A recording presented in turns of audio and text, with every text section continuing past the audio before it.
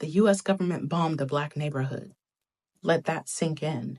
A bomb from a helicopter on American soil, unalive children, and the same city that did it had already tried to erase that same group 7 years earlier. If you've never heard of the MOVE organization, it's because they never wanted you to. So let's start with who they were. MOVE wasn't a gang, it wasn't a cult. It was a collective of black activists, anarchists, environmentalists, and anti-police brutality organizers. They lived communally, grew their own food, raised their children outside of state control, called out corrupt officials by name. They didn't play the respectability game, and they sure didn't back down. By the late 1970s, they were living in Powelltown Village, which is in West Philadelphia, and the police, they hated it. They saw them as a threat because they were loud, visible, and uncompromising. So on August 8, 1978, Philly police launched a military-style siege on the MOVE house. Over 600 officers, bulldozers, floodlights, tear gas, water cannons. They shut off the power and water days beforehand to break their will. And during the raid, a police officer, James Ramp, was shot and unalived. But to this day, no one can say who fired the shot. No ballistics, no clear evidence, nothing.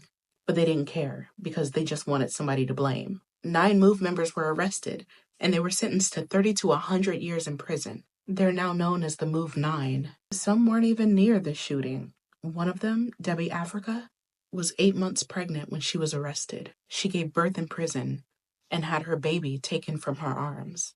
And if that sounds extreme, then you haven't heard about what happens next.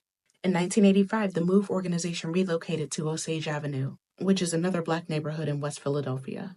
The city called them a nuisance, complained about the kids, the politics, the animals, the volume. So instead of mediation, they planned an attack. On May 13, 1985, they sent 500 police officers to evict them.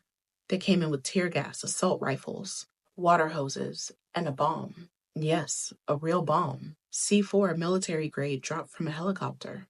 They dropped it directly onto the MOVE house. It exploded on impact and the house caught fire. And when it did, the fire department was told to let it burn. 11 people died. 5 of them were children. And the fire spread, destroying 61 black homes. An entire block reduced to ash. And the people responsible? No one was fired. No one was charged. The city paid out a settlement and then went quiet. This wasn't a mistake. It wasn't an accident. It was a warning. If you disrupt the system, we will erase you. They called them violent for speaking up. They called them dangerous for living free.